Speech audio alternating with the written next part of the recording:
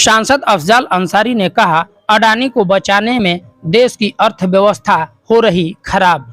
अफजल अंसारी ने रामायण विवाद पर लिया सपा का पक्ष, कहा भाजपा इस पर नहीं कर पाएगी स्टैंड।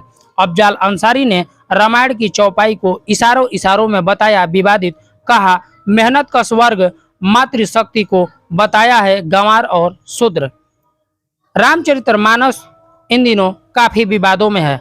रामचरितमानस पर सपा और स्वामी प्रसाद मौर्य के सवाल पर अफजल अंसारी ने कहा कि आजकल यह लोग नहीं बल्कि गाजीपुर देश और प्रदेश में चर्चा का विषय बना हुआ है।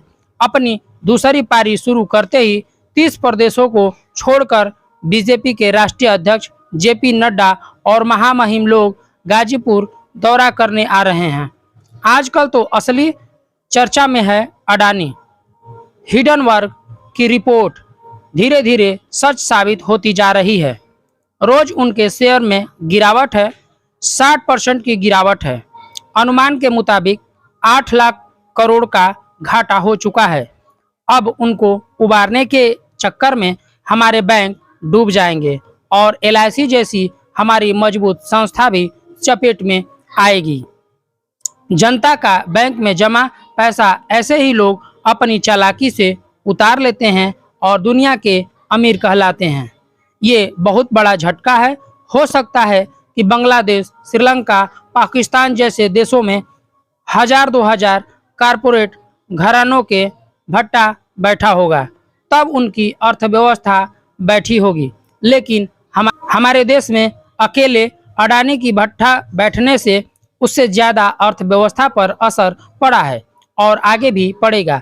अखिलेश यादव के शूद्र मामले में योगी से सवाल और योगी द्वारा उसका जवाब दिए जाने के सवाल पर उन्होंने कहा कि नहीं, वो यह कह रहे हैं कि योगी जी पढ़ दें।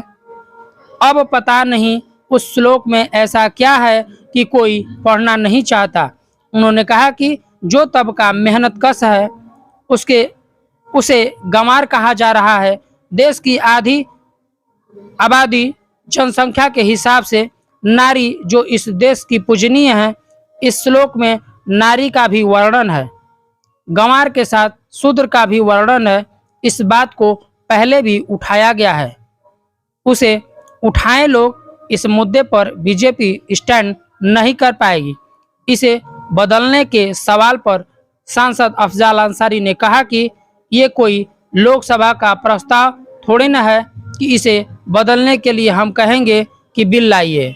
आइए आपको सुनाते हैं गाजीपुर से बीएसपी सांसद अफजल अंसारी ने क्या कहा। से ज्यादा गाजीपुर छाया हुआ है देश और प्रदेश दोनों की राजनीति में। 30 प्रांतों में गाजीपुर एक अलग है। तब तो अपनी दूसरी पाली शुरू करते समय बीजेपी के राष्ट्रीय अध्यक्ष जेपी नड्डा गाजीपुर में आए, तो आए दिन आप देख रहे हैं महामहिम लोग गाजीपुर का भ्रमण कर रहे हैं। तो गाजीपुर की चर्चा कीजिए। और प्रदेश और देश की राजनीति में इस वक्त अगर सही मानों में कोई मुद्दा है, पार्लियामेंट की कार्रवाई बाधित है, तो वो है अडानी जी का। और हिंडनबर्ग ने जो रिपोर्ट प्रकाशित की वो अक्षरशः धीरे धीरे सत्य साबित होती जा रही है और रोज उनके सभी कंपनियों के शेयरों में गिरावट है। लगभग 60% तक की क्षति हो चुकी है। अभी तो सब अनुमान की बात है, लोगों का ये मानना है अब इस समय कि 8 लाख करोड़ रुपए तक का घाटा हो चुका है। अब उनको उबारने के चक्कर में भारत के बहुत से बैंक भी डूब जाएंगे। LIC जैसी हमारी मजबूत संस्था इसके चपेट में आ गई है। कल रवीश कुमार जी ने कहा कि अडानी सरकार को बचा रहे हैं और सरकार अडानी को बचा रही है।